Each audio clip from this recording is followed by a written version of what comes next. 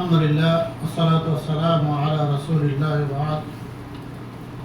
أما بعد فإن خير الحديث كتاب الله وخير الهدي هدي محمد صلى الله عليه وسلم وشر الأمور محدثاتها وكل محدثة بدعة وكل بدعة ضلالة وكل ضلالة في النار. أعوذ بالله من الشيطان الرجيم. بسم الله الرحمن الرحيم. والفجر وليال عشر والشفع والوتر. وقال رسول الله صلى الله عليه وسلم: ما من أيام العمل فيها أحب إلى الله من أصل ذي الحجة. আলহামদুলিল্লাহ, শুকরিয়া মাত্র আছে আল্লাহ রাব্বুল আলামিনের জন্য, যার মেহেরবানিতে আমরা প্রতি সপ্তাহে নয় আজকেও দিনী ইসলামী অনুষ্ঠানে এই মুহূর্তে সালেকে কিছু শোনার উদ্দেশ্যে এখানে উপস্থিত পেরেছি। এই জন্য শুকরিয়া করি আলহামদুলিল্লাহ। অতঃপর আমাদের নবী মুহাম্মদুর রাসূলুল্লাহ সাল্লাল্লাহু আলাইহি সাল্লামের উপর দরুদ এবং শান্তি নাযিল হোক সাল্লাল্লাহু আলাইহি ওয়াসাল্লাম। শুকরিয়া দিনী ভাইরা, আমরা জানি যে এই মাসটা আরবি মাসে জিলকাদা মাস শেষ, প্রায় আজকে 27 তারিখ চলে গেল, কালকে হয়তো 28 তারিখ শুরু হবে। তার মানে এই মাসের এই দুদিন পরে বা 3 দিন পরেই জিলহজ মাস আসবে। যে কয়টা মাসের মধ্যে ইবাদতের খুব গুরুত্ব আছে, আর ইবাদত যে কোনো ইবাদতের মর্যাদা এবং পারিশ্রমিক বা নেকি বৃদ্ধি করা হয়, সেগুলোর মধ্যে এই জিলহজ মাসের প্রথম 10 দিন এটি খুব গুরুত্বপূর্ণ। এই মাসটাকে বলা হয় যে মুজমাআতুম মিনাল ইবাদাতিল মুস্তাহাব্বা। ফরজ যেগুলো ইবাদত আছে অন্যান্য মাসে, যেগুলো আছে আপনার নামাজ, যেগুলো ফরজ কাজগুলো আছে, 5 ওয়াক্ত নামাজ, সে সাথে এই 10 দিনে আরো অতিরিক্ত নেকির কাজগুলি করা মুস্তাহাব হাদিস থেকে প্রমাণ। বলা হয় যে সমস্ত ইবাদতের মধ্যে নামাজ তো আছে, এখন বেশি নামাজ আমরা আদায় করতে পারি। যেমন নাকি বেশি নামাজ বলতে 5 ওয়াক্ত, যাতে 6 ওয়াক্ত ফরজ না, নফল নামাজ আমরা বেশি বেশি করে করতে পারি, জিকির আজকার করতে পারি, কোরআন তেলাওয়াত করতে পারি, দান খায়রাত করতে পারি। যে কোনো ইবাদত বন্দেগী আমরা বেশি বেশি করে নফলগুলো আমরা আদায় করতে পারি। আর যেগুলো ফরজ সেগুলো আমরা গুরুত্বের সাথে অন্যান্য সময় যতটুকু আমরা গুরুত্ব দিই তার চেয়ে বেশি গুরুত্ব দেওয়া এই সময়ে বেশি দরকার। আল্লাহ নবী সাল্লাল্লাহু আলাইহি সাল্লাম বলেন, মা মিন আইয়ামিন আল আমালু ফীহিন্না আহাব্বু ইলাল্লাহি মিন আসরিল হিজ্জাহ। দিনের মধ্যে সবচাইতে জিলহজ মাসের 10 দিনের আমল আল্লাহর কাছে সবচেয়ে বেশি প্রিয়। বছরে 365টা দিনের মধ্যে আরবিতে 355টা হয়। যেহেতু আল্লাহ নবী বলতেছেন আরবিতে, তো আরবি হিসাবে সেটা হবে জিলহজ মাসগুলো আরবি হিসাবে হচ্ছে 355 দিনের মধ্যে এই জিলহজ মাসের 10 দিনের আমল আল্লাহর কাছে সবচেয়ে কি প্রিয়। তাহলে এই প্রিয় জিনিসটাকে আমরা যেন বেশি করে প্রিয়ভাবে আর পছন্দনীয়ভাবে গুরুত্ব আকারে এবং সৌন্দর্য সহকারে ভালো আকারে এবং ইখলাসের সাথে যেন আরো বেশি বেশি করে করে, এটাই হলো এই মাসের চাহিদা। এখানে যে কোনো ইবাদত বলা যায় আমালুস সালেহ, নেক আমল, যেগুলো নেক আমল সেগুলো আল্লাহর কাছে অন্যান্য মাসের চাইতে, অন্যান্য দিনের চাইতে বেশি কি উত্তম বা পছন্দনীয়। তো বিশেষ করে যখন এই মাসে যখন চাঁদ শুরু হয়, তার মধ্যে বলা আল্লাহ নবী সাল্লাল্লাহু আলাইহি ওয়াসাল্লাম বলেন, ফাআকসিরু ফীহা তাহলিল ওয়াত তাহমিদ ওয়াত তাকবীর। আল্লাহ নবী বলেন, যখনই জিলহজ মাস শুরু হয়ে যাবে তখন তোমরা বেশি বেশি করে কি করবে? তাহলিল,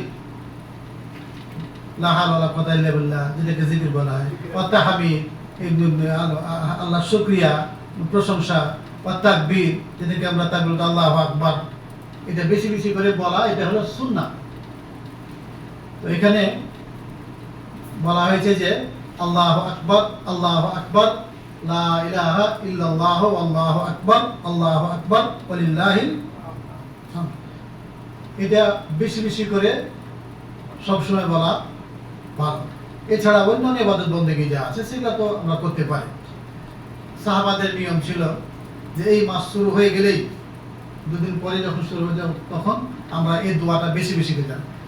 এবং সেটা বলা হয় কি, বিশেষ করে এটাকে বলে সুন্নাতুল মাইয়াতা বলা হয়। বলা যে এই তসবিহ তাহলিলগুলো মরা সুন্নাতের মধ্যে অন্তর্ভুক্ত হয়ে গেছে। আল্লাহ নবীর যুগে, সাহাবাদের যুগে ছিল, কিন্তু এখন আমাদের যুগে ওই যেদিন ঈদের দিন হয় সেদিন একটু কিছু 2 একবার 2 4 10 বার পড়লাম। তাছাড়া হাদিস কোরআনে যেভাবে গুরুত্ব দেওয়া হয়েছে ওই ধরনের গুরুত্ব আমাদের আমল দিয়ে, কাজ দিয়ে পাওয়া যায়। যখনই এই মাস শুরু হতো তখন ওমর রাদিয়াল্লাহু তাআলা আনহু, আবু হুরায়রা রাদিয়াল্লাহু তাআলা আনহু করতেন কি, নিজে তো বলতেনই, উচ্চ স্বরে বলতেন, আল্লাহু আকবার, আল্লাহু আকবার, লা ইলাহা ইল্লাল্লাহ, আল্লাহু আকবার, আল্লাহু আকবার, ওয়ালিল্লাহিল হামদ। এবং তারা করতে গিয়ে ইয়ামশিয়ান ইলাল আসওয়াক, বাজারে চলে যেতেন। কি জন্য? যে মানুষকে স্মরণ করিয়ে, মানুষকে কি করবে, স্মরণ করে দেওয়ার জন্য বাজারের প্রয়োজন ছাড়াই কি করতেন, চলে যেতেন, জোর করে বলতেন। ওনাদের শোনার কারণে আরেকজন কি হয়, আরেকজন তখন বলে। এদেশে আছে দেখবেন যে নামাজ পড়ার সাথে সাথে কি দোয়াটা পাঠ করে, কিন্তু অন্য সময় কতটা বোঝা যায় না এদেশে। আর আমাদের দেশে তো খুঁজেই পাবেন না যে এই মাসে যে দোয়াটা বা জিকির আজকারগুলো করতে হয়, পাবেন না। কি সাধারণ মানুষ, সাধারণ মানুষ দূরের কথা, শিক্ষিত মানুষ, আলেম ওলামাদেরও মুখ দিয়ে পাওয়া যাবে না। আমি যদি বসে বসে এখানে যদি সুবহানাল্লাহ আস্তাগফিরুল্লাহ বলি, আপনি হয়তো গল্প না করে, আমার সাথে গল্প না করে একটু শুনবেন, জানতে তো পারলেন যে কি জিকির করতেছি। তাহলে আপনিও কি করবেন, মুমিন যখন একটা স্মরণ হয় তখন সেটা করে, এত ভুলে ছিল আমার বলার কারণে, আপনার বলার কারণে কি হতে পারে। কিন্তু বাংলাদেশে যে মুসলমান রাষ্ট্র বলা হয়, কিন্তু এই জিকির আজকারের কোনো, হ্যাঁ যেদিন ঈদে মিলাদুন নবী হবে, শবে বরাত হবে, বা কোনো অনুষ্ঠান একটা হলো, সেটা যে কোনো মাসই হোক না কেন, তখন আল্লাহু আল্লাহু সাইয়েদনা মরনা করতে করতে ফিরে পড়ে যায়, কত যায় এগুলা। কিন্তু কোরআন হাদিসে যেটা বলা হয়েছে 10 দিনের আমল আল্লাহর কাছে প্রিয়, এটা আমল কোনো মোটে দেখা যায় না, নিজেরাই করি না, দুনিয়াদারিতে মেজে থাকি। এই জন্যই এটাকে কি করতে হবে, আমাদেরকে এই সুন্নতগুলোকে জারি করতে হবে। এবং বলা হয়, মুহাদ্দিসগণ বলেন, সবচাইতে নেকিতে বেশি পাওয়া এবং আরাম এবং বিনা পরিশ্রমে যে ইবাদতটা করা সম্ভব হয়, যে সম্ভব, সেটা হলো কি জিকির। জিকির যদিও ব্যাপক অর্থে আল্লাহকে স্মরণ করা, পাপ থেকে বাঁচা, জিকির কাজ করা, কিন্তু এগুলোর ক্ষেত্রে আল্লাহু আকবার, আল্লাহু আকবার, সুবহানাল্লাহ, আলহামদুলিল্লাহ, আস্তাগফিরুল্লাহ, এগুলো কি জিকির। এগুলো তো কোনো পয়সা লাগে না, এগুলো উজু করাও দরকার নাই, এগুলো নির্দিষ্ট সময়ের সাথে কোনো খাসও না। নামাজ পড়তে কষ্ট, কোরআন তেলাওয়াত করতে গেলে তো আমাদের দেশের মধ্যে হলে তো বাপরে বাপ, ভালো জায়গাতে বসে উজু করে পাক পবিত্র হইয়া কত ওজন আলাদা কি লাগবে, জায়গা লাগবে, সময় লাগবে, প্রস্তুতি নেই। কিন্তু এই সমস্ত জিকির আজকারের জন্য কি লাগে না, কিছুই লাগে না, বসে থাকতে আল্লাহু আকবার।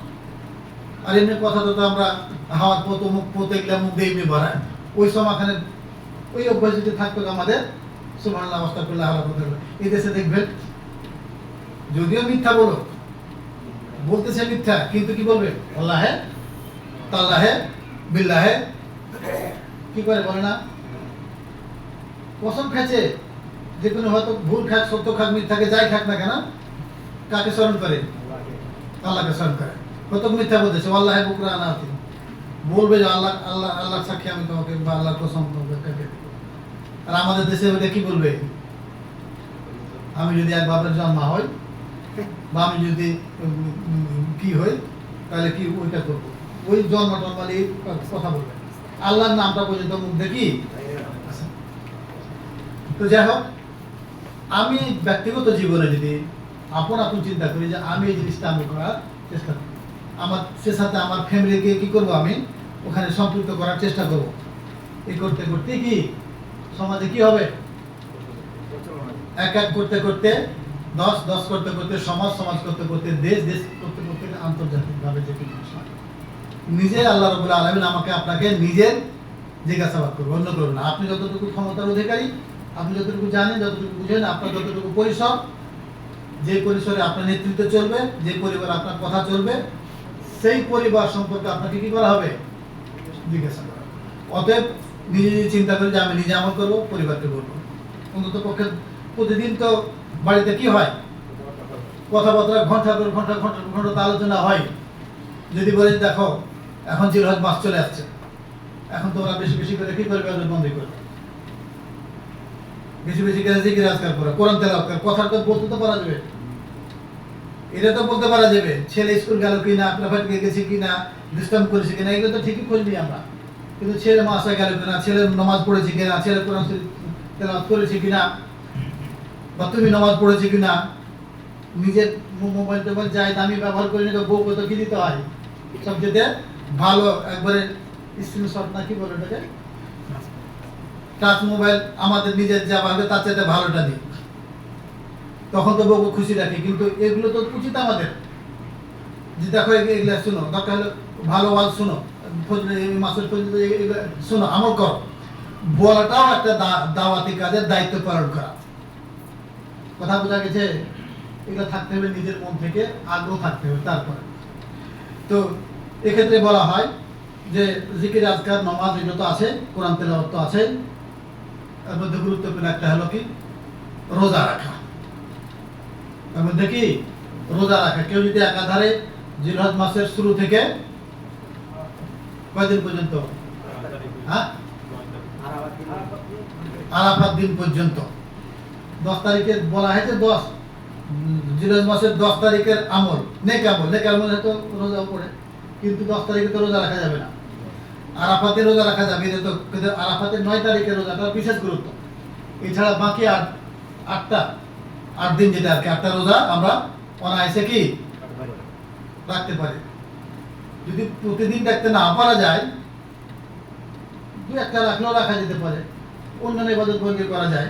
কিন্তু 9 তারিখ যেদিন হবে সেদিন আমাদের 9 তারিখের বিশেষ রোজা হিসেবে, আরাফা রোজা হিসেবে সেটা আমরা রাখবো। ওইটা অনেক আমার মধ্যে পড়ে যাবে, গুরুত্ব আছে। আর 10 তারিখে তো আর রোজা নাই, যদিও 10 দিন বলা হয়। 10 দিন মধ্যে সবচেয়ে বড় নেকির আমল হলো কোনটা? ইরহাকুদ্দাম বলা হয়েছে। ইরহাকুদ্দাম, তোমরা রক্ত প্রবাহিত করে কুরবানি দিলাম। তো এগুলো হলো কি জিলহজ মাসের যে কোনো নেক আমল। আরেকটা বিশেষ আমল বলা হয়, আল্লাহ নবী সাল্লাল্লাহু আলাইহি সাল্লাম বলেন, মান আরাদা আন ইউযাহি ফালা ইয়াখুয মিন আসফারিহি ওয়া আশআরিহি। যে ব্যক্তি কুরবানি দিতে চায়, ইচ্ছা করবে, সে যেন এই জিলহজ মাসের প্রথম 10 দিন কি না করে, তার নাক, চুল এবং যে কোনো চুল যেন সে নাক নেই, মানে না কাটে। তার মানে তার আগেই কেটে রাখবে, নাক ছোট করে রাখবে। এটা 10 দিন হয়ে গেলে, শুরু হয়ে গেলে তখন আর 10 দিনের মধ্যে সেটা না করে। আল্লাহ বলছেন ফালা ইয়াখুয, তোমাদের কেউ যেন না কাটে। কোন কোন রিওয়ায়াত বলা হয়েছে ফালা তাখুযু, তোমরা এটা কাটতে পারবে না। এই ভাষা থেকে বোঝা যায় যে আল্লাহ নবী গুরুত্ব দিয়ে বলতেছে। এই জন্য ইমাম শাফি রহমতুল্লাহ আলাইহি এটাকে একবার ওয়াজিবের মধ্যে ফেলে, এবং হানাফি মাযহাবও ঠিক ওয়াজিব। তো বলা হয় যে ওয়াজিব না হলেও সুন্নাত কইলে ওগুলো হালকা জিনিস না, আর বিশেষ গুরুত্ব আছে। ফরজের মধ্যে পড়ে না, কিন্তু কি আল্লাহ নবী সাল্লাল্লাহু আলাইহি ওয়াসাল্লাম বলেন, যে ব্যক্তি এরকম করে নখ চুল কিছু কাটলো না, কুরবানি দিল, তো কুরবানি দেওয়া যা নাকি পাওয়া যাবে, এই আমলটা করার কারণে সেই পরিমাণ কি, সেই নাকি পাওয়া যাবে। তো ডবল কুরবানি হয়ে গেল। এমনি ডবল কুরবানি দেওয়ার চেষ্টা করি, তো এইটা একটা আমলই আমাদের নেকির দিক দিয়ে কি আমরা সেই পরিমাণ নেকি আমরা অর্জন করতে পারব। এখন এই রোজাটা যিনি কুরবানি দিবেন তিনি বাড়ির অভিভাবক হিসেবে বাড়ির কর্তা কি করবে? এই হুকুমটা কার জন্য প্রযোজ্য? বাড়ির কর্তা না বাড়ির যারা যত সদস্য আছে সকলের জন্য প্রযোজ্য? তো বলেন না, সকলের জন্য। হাদিসের ভাষা হলো কি মান আরাদা আন ইউযাহি, যে ব্যক্তি কুরবানি দিতে ইচ্ছা পোষণ করবে, যে কুরবানি দিতে চায়। কুরবানি কে দিবে? বাড়ির কর্তা, অভিভাবক। এটা হলো শরীয়তের নির্দেশ। সে যেন তার স্ত্রী, তার সন্তানদের জন্য, তার ছেলে মেয়েদের জন্য এটা হুকুম প্রযোজ্য নয়। এখানে স্বামী বা যিনি অভিভাবকের অভিভাবকত্ব পালন করতেছেন তিনারই জন্য এই হুকুমটা, অন্যদের জন্য নয়। এখানে বলা হয়েছে যে ব্যক্তি কুরবানি দিবে। আর এমন লোক আছে যে কুরবানি দিতে পারবে না, গরিব মানুষ, ও কি করবে? ওর জন্য কি হুকুম প্রযোজ্য হবে? তার হুকুম তার জন্য প্রযোজ্য নয়। কিন্তু তার মন তো চাই গরিব, আমলটা করলে অসুবিধা কি? তো বলা হয় যে করতে পারে, কিন্তু শরীয়ত তাকে কোনো কিদা নেই, বাধ্য করেনি, তাকে এটা আদেশ করা হয় না করলে চলে। যদি কেউ কুরবানি দিতে চায় আর যদি নখ কাটে তো কি হবে? তাহলে নেকি পাবে না, কারণ এটা কি সুন্নাত, সুন্নাতে মুআক্কাদা বলে মাঝে বলেন, যেটা করলে নেকি, না করলে গুনাহ না। কিন্তু বিনা কারণে এটা কি আমলটা ছেড়ে দেওয়াটা মোটেই ভালো না, এটা খেয়াল রাখতে হবে। আর যেটা তকবীরের কথা বললাম, এটা কতদিন চলবে? যেদিন থেকে চাঁদ দেখা দিবে সন্ধ্যা থেকে আর কি। আরবিতে কি রাত কিন্তু আগে হয়, আর ইংরেজি আর বাংলা অন্য দেশে রাতকে আবার দুই ভাগ করে, রাত 12টা 11টা 59 পর্যন্ত কি সন্ধ্যা। আর যখন রাত 12টা বাজে 1 সেকেন্ড হয়ে গেল, তখন কি হয়ে গেল? সকাল শুরু হয়ে গেল। ওইটা ভাগ না, ওইটা দুনিয়াবি চলার ক্ষেত্রে করেন, অসুবিধা কিছু নাই, খাতা কলমে চলাফেরাতে। কিন্তু শরীয়তে যখন সূর্য ডুবে গেল, তারপরের কি পরের তারিখ শুরু হয়ে গেল। যখন সূর্য উঠবে তখন থেকে আমরা এই দোয়াটা জিকির আজকারটা আমরা করতে পারি। আর এটা যেন ব্যাপকভাবে আমরা করি, এটার জন্য চেষ্টা করি। তো এই 10 দিন পর্যন্ত যেটাই দোয়া করতে হবে। তো বলা হয় যে কুরবানির দিনের আগা পর্যন্ত 9 তারিখ পর্যন্ত কি করতে হবে? যে কোনো সময় কি করতে পারা যায়, ওইটাকে বলা হয় ব্যাপকভাবে এই দোয়াটা পাঠ করা। আর যখন কুরবানির যেদিন 10 তারিখ হয়ে গেল, সেদিন থেকে বলুন প্রতি ফরজ নামাজের পরে এটা করতে হবে। আর এটা চলবে কতদিন? 13 তারিখে আসর পর্যন্ত। তারপরে যখন আসর পড়া হয়ে গেল, তখন মাগরিব বলে সন্ধ্যার সময় একটা হুকুমে ধরা হয়। তো যাই হোক, যেহেতু নামাজের পরে যখন তারপর তার নামাজ মাগরিব পড়তে গেলে তো অন্য তারিখ পড়ে যাবে। তো এই গেল এই জিকির আজকারের কথা। আর একটা হলো কি, আমাদের দেশে প্রচলিত একটা নিয়ম যে জিলহজ মাস পড়ে গেলে পরে যেহেতু কুরবানি দিতে হবে, অন্য কোনো মোরগ ছাগল টাগল জবাই করা যাবে না। এটা আপনারা শুনেছেন কিনা, জানেন কিনা? এখন যদিও একটু টিভিতে অনেক ধরনের আলেমন আমাদের কিছুটা প্রভাব কমেছে, কিন্তু আগে তো বাপরে বাপ, আত্মীয় স্বজন বাড়িতে গেলেও ভালো তরকারিতে ভাত খেতে পাওয়া যাবে না, কারণ যে হজ মাস, ওরাও যে ভালো করবে না, আর ইয়ারাও আশা করবে না, ইউ আশা করবে, কারণ না, এটা হয় না। আল্লাহ যদি আপনাকে সমর্থন দেওয়া থাকে, আপনি প্রতিদিন কি করে ছাগল জবাই করেন, প্রতিদিন আপনি কুরবানি জবাই করেন, মোরগ জবাই করেন, খান। ঈদের দিন আপনি আলাদা যেটা কুরবানি সেটা করবেন, এটা কোনো বাধা কিচ্ছু নাই। কারণ হিসেবে তারা বলতো যে যেহেতু কুরবানির গোস্তের আছে, ওটা টেস্ট লাগবে, আগ্রহ বাড়ে, বা যদি রোজ গোস্ত খায় তো তরকারি ঈদের দিনকে গোস্তে ভাত খেতে ভালো লাগবে, আগ্রহ থাকবে না, অর্থাৎ কুরবানির খুশিটা যেন কমে যাবে। এইগুলা যুক্তি বানানো যুক্তি, হাদিস করেন কি কথা বোঝা গেছে? এই ধারণা মোটেই ঠিক না, এটা করা তো আরো ঠিক না, এটার জন্য আমরা রাখতে থাকি। আর একটা হলো কি, যে কুরবানি যারা দেয়, ছাগল হয়তো ছাগলই নিজে জবাই করার দিনে আলোচনা, নিজে জবাই, নিজের কুরবানিটা নিজে জবাই করাটা কি সবচেয়ে উত্তম। যদি না পারেন সহযোগিতা দিতে পারেন, ছেলে যে অন্যদের যে কেউ উত্তম। কিন্তু মোল্লা যে খাস হইতে হবে এটা না। এক গ্রামের এক মহল্লার এক মসজিদের ইমাম যত আছে খাসি ওনেলে জবাই করা, এটা না। মোল্লাকে কিছু দিতে চাইলে এমনি দেন, দান করেন, খাওয়ানোর অসুবিধা নাই, কিন্তু কুরবানি ওয়ারির মাধ্যমে কুরবানি করতে হবে, ওটা না। আর এটা প্রচলন আছে, মোরগ জবাই করবে না, ছাগল যাবে, তখন হুজুর লাগবে। তখন লাগে কি হুজুর লাগে, হুজুর ছাড়া, তার মানে কি হুজুর ছাড়া জবাই করলে কি হবে?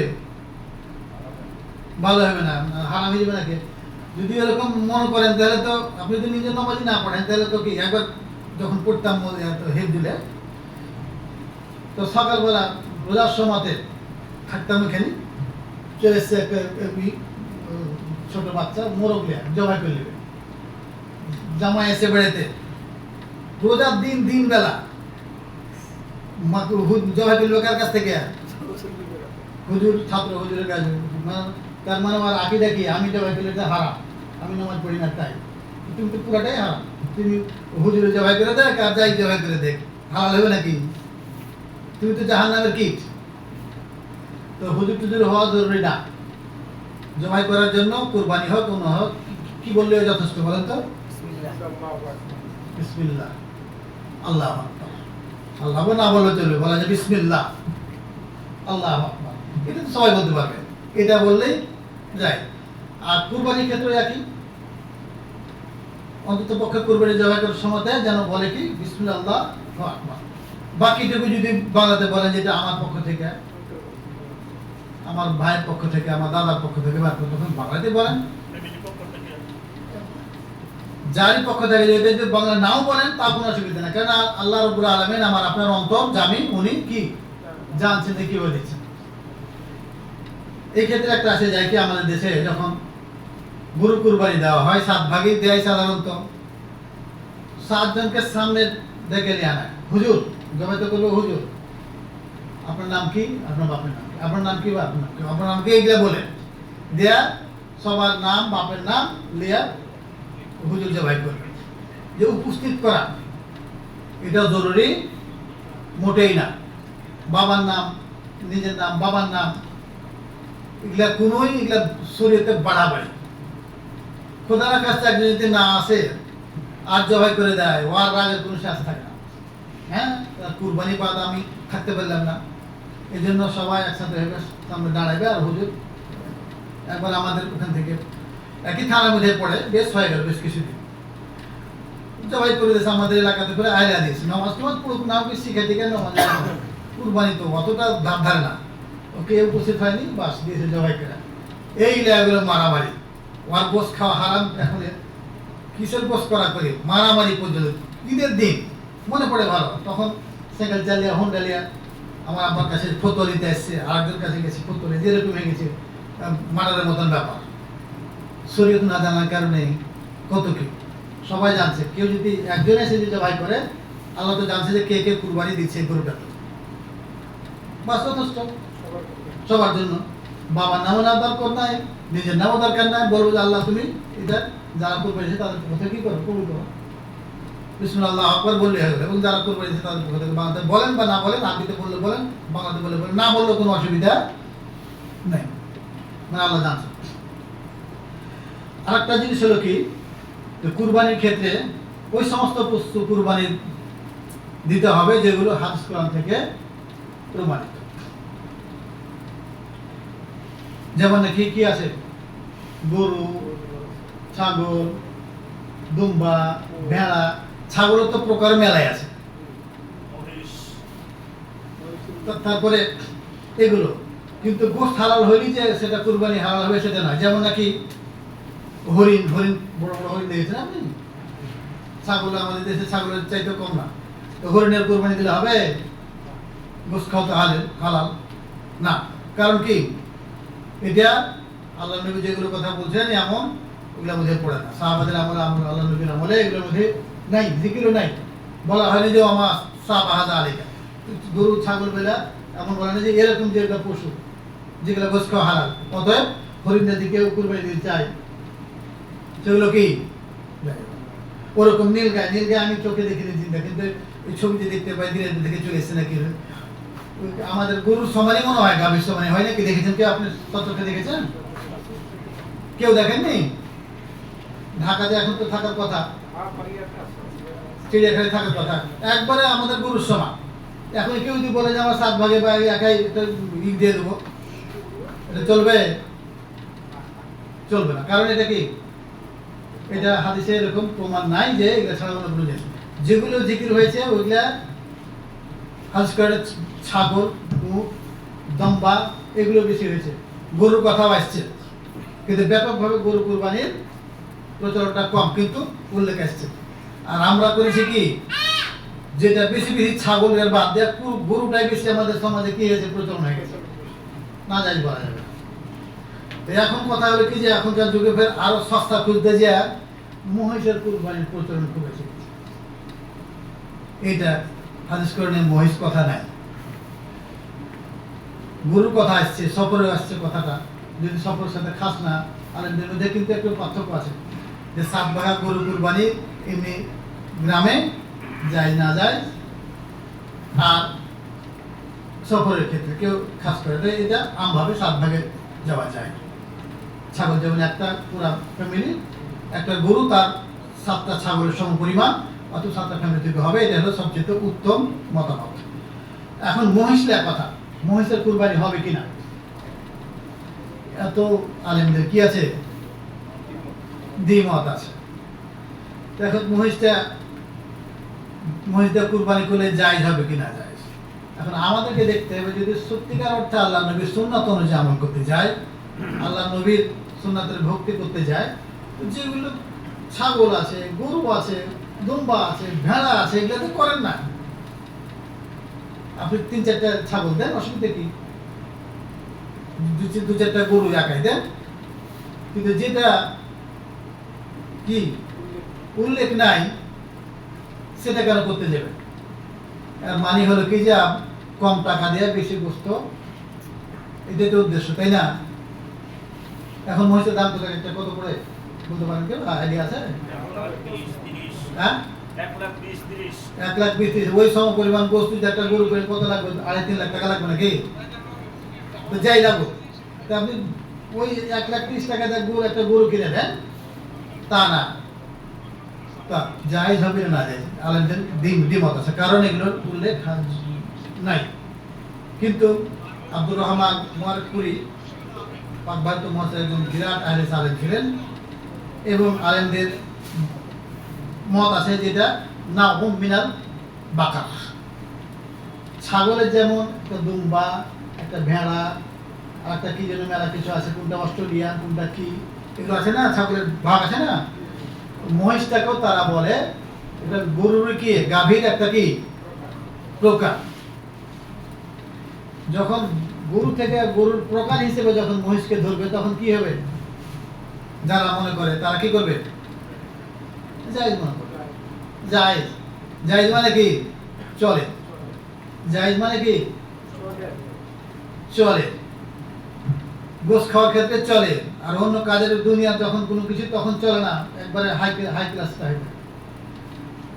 এই জন্য হারাম যারা বলে যে গরুর একটা প্রকার, কুরবানি দেওয়া কি জায়েজ হিসেবে তারা রাখে। কেন জায়েজ রাখে? যেহেতু সে গরুর একটা গাভীর একটা কি প্রকার মনে করে, আর যেহেতু হাদিস করে নাই, যাকে খুব উত্তম বলেন না, কি বলেন কোনো মতে যায়। আর সব শ্রেণীর লোকেরা বলবে না এটা জায়েজ না, কারণ কি উল্লেখই নাই। আমরা কেন নিজ থেকে ভেঙাই করবো? আমরা যে থেকে গরুর প্রকার না, নীল গায়ের প্রকার না, কিসের প্রকার, কেন? আল্লাহ নবী থেকে দুম্বা, ভেড়া সবকিছু উল্লেখ আছে, অতএব এগুলো জায়েজ আছে, যদি ছাগল হিসেবে ধরা যায়। কিন্তু এগুলো তো উল্লেখ আছে, এগুলো কুরবানি হয়েছে। কিন্তু গরু বলে মহিষের কথা তো আর উল্লেখ হয় নাই, গরুটা শুধু আসছে, অতএব কি গরু মহিষের কুরবানি জায়েজ না। এখন কোনটা আমল করবেন সেটা দেন, যেটা মতনক্য চলবে, কি হবে কি হবে না ওইটা করবেন, না যেটা নিশ্চিন্তে যায় সেটা করবেন, এটা আপনার বিবেক। ইমাম বলে, ইমাম সবচেয়ে বড় হাকিম হলো মন। বিচারের বিচার করবে, ঠিক আছে, যে বিচারের চাইতে বড় বিচারক আমার, আপনি সঠিক পথে না বেঠিক পথে, আপনি টাকা খেয়াল করেছেন কি না করেছেন, দলিল টলিল কিচ্ছু নেই, সাক্ষী কিচ্ছু নেই, নাকি তো নাই, যে দাবি করছে তার কিচ্ছুই নেই পক্ষে। হাকিম তখন কি করবে? আপনার পক্ষে রায় দিবে, কারণ আপনার কোনো প্রমাণ নাই। অতএব যে অস্বীকার করছে তার পক্ষে কি দিবে? রায় দিবে যে ঠিক আছে, তোমাকে যেহেতু তোমার টাকা রেখেছো না রেখেছো প্রমাণ যেমন নাই, তুমি তোমার টাকা যে দাবি করছে টাকার কিনা তুমি মালিক বা অধিকার তোমার নাই। কিন্তু এই হাকিমের চাইতে বড় হাকিম কোথায়? আপনার হৃদয়, মন। আপনি সত্যিকার অর্থে তার টাকা নিয়েছেন কি না নিয়েছেন, এটাকে ফাঁকি দিতে পারবেন না। হইতে পারে স্বার্থের কারণে আপনি কি করতেছেন, অস্বীকার করতেছেন, কিন্তু মনকে অস্বীকার করতে পারবেন না। এই আপনার ঈমান, আপনার অন্তর বলে দিবে যে আমি কি জন্য আমি মহিষ কুরবানি করব, কি জন্য করব, আমি পারি না তাই, না আল্লাহ নবীর হুকুম পালন করতেছি তাই আল্লাহ হুকুম পালন করে যেটা সরাসরি আছে সেটা করেন, জায়েজ না যে লিয়া এই একটার মধ্যে কেন যাবে। এখানে আপনার ঈমান আপনাকে সাক্ষী দিবে যে কি জন্য আপনি মহিষ কুরবানি করবেন। কথা বোঝা গেছে ভাইয়া? তো যাই হোক, এভাবে গরুর কুরবানি তো জায়েজ আছে, মহিষের কুরবানির ক্ষেত্রে ইখতিলাফ আছে যেটা না করে। তো এক্ষেত্রে আমরা যেন সবাই সজাগ থাকি। আজকে এইটাই পর্যন্ত আলোচনা করলে এই বিষয়ে যদি কোনো প্রশ্ন থেকে থাকে ভাইজান করতে পারেন, কারণ গতদিন